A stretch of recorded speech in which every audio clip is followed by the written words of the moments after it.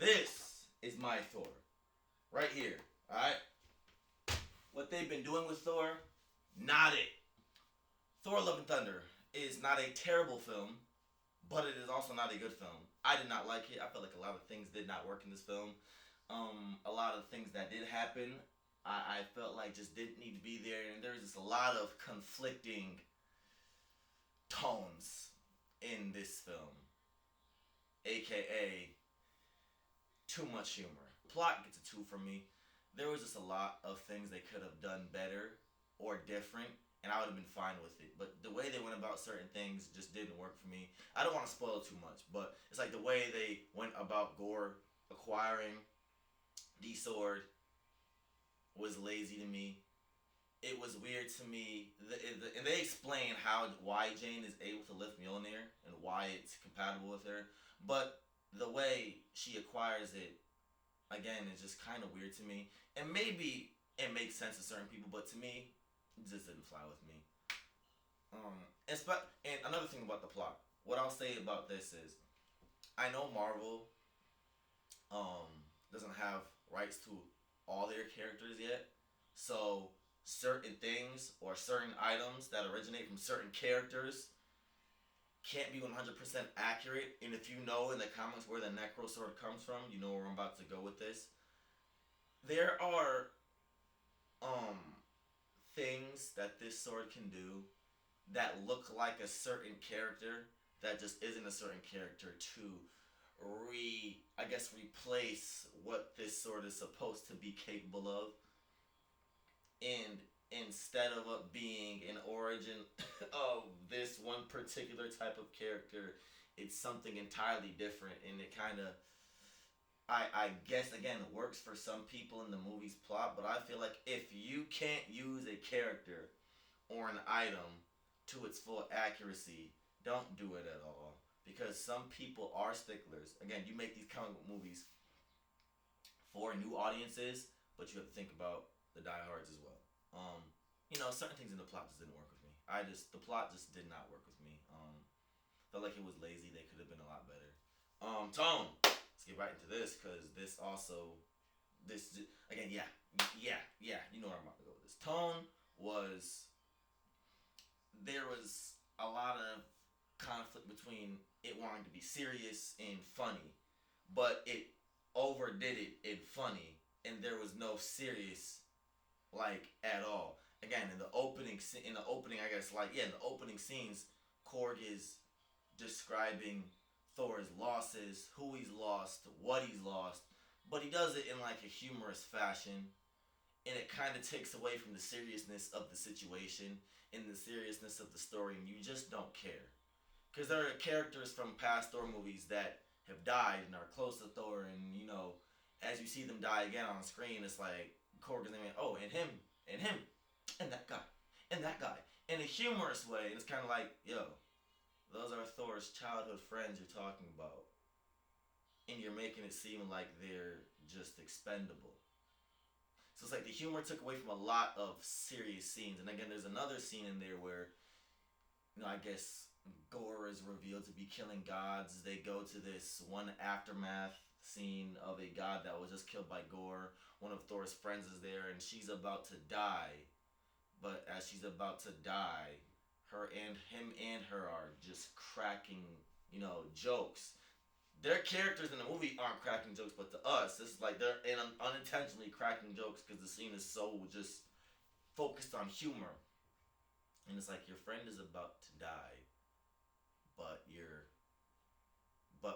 took the choice to make this situation silly. It takes away from the emotional aspect that Thor's friends or characters in this movie can be killed. A lot of this humor just doesn't work in certain movies because it takes away from the peril and the danger that these characters really are in. Gore is nothing to play with, especially if you know him from the comics. So the fact that they're allowing humor into this 100% non-humorous situation kind of just ruins the tone.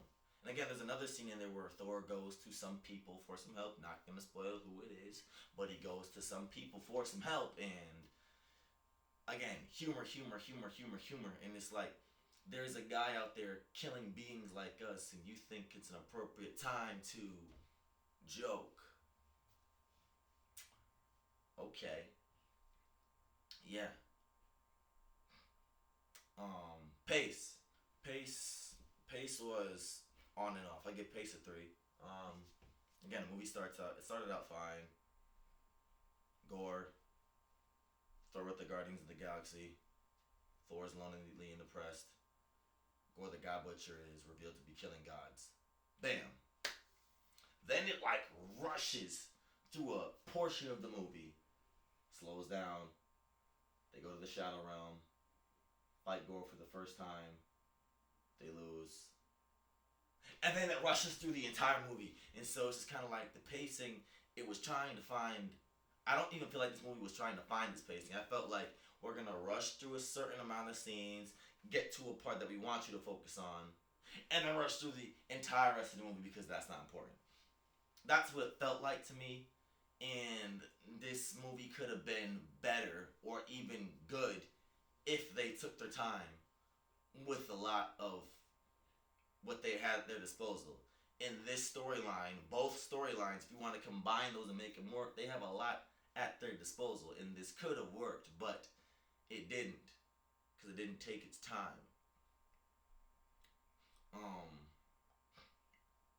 Acting. The acting was good. I give acting a three. There, because again, there was some corniness due to the humor. And the humor is the worst part about this film. The movie is like so, it focuses on being so funny, to where when someone is actually performing well on screen, you kind of don't pay attention to it because you're waiting on the punchline. It's like they're gonna say a line. It's like, oh, they're gonna joke.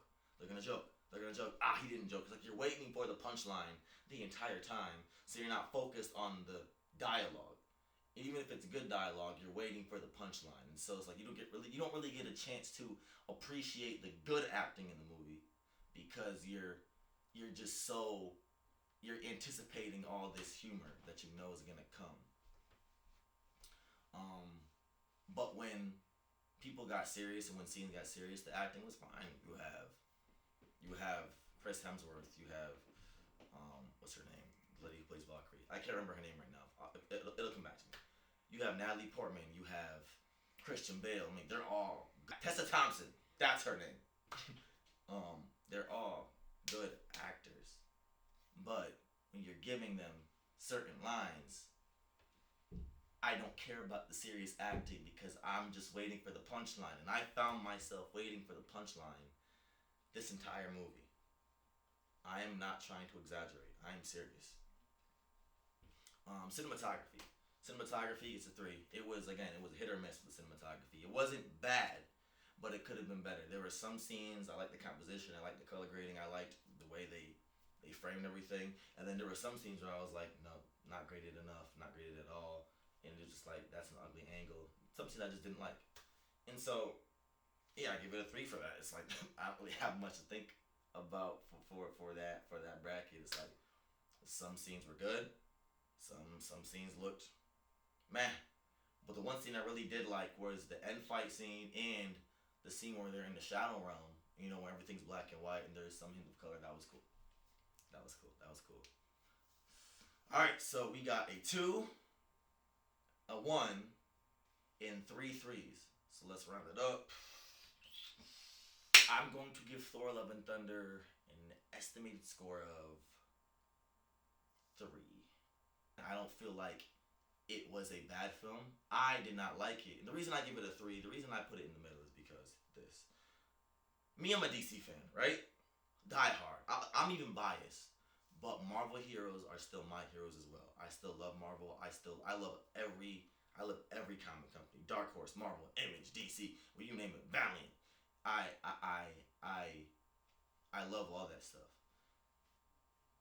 I feel like this movie could work, and I feel like it could be a very good movie if they would have just taken their time with it or done things different. When you try to mix two comic book storylines, Batman vs Superman happens, and I loved that movie.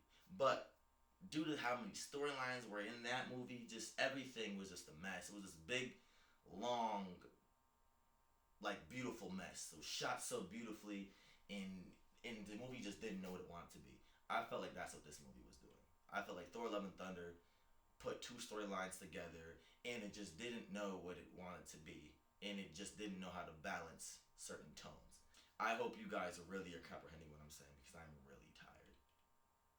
And this is like my what? This is like my what? My my 10th take today, bro. The first video threw me off, and after that, it was just boom. I couldn't make a video, but I have to do this again. I'm not gonna cut anything out anymore. I want you guys to see the full, raw, just the raw progression. Me getting used to speaking in front of a camera, me not tripping over my words, me remembering my grading system. You guys are gonna see me start from the bottom and race to the top. This was the Thor: Love and Thunder review. Catch you next time.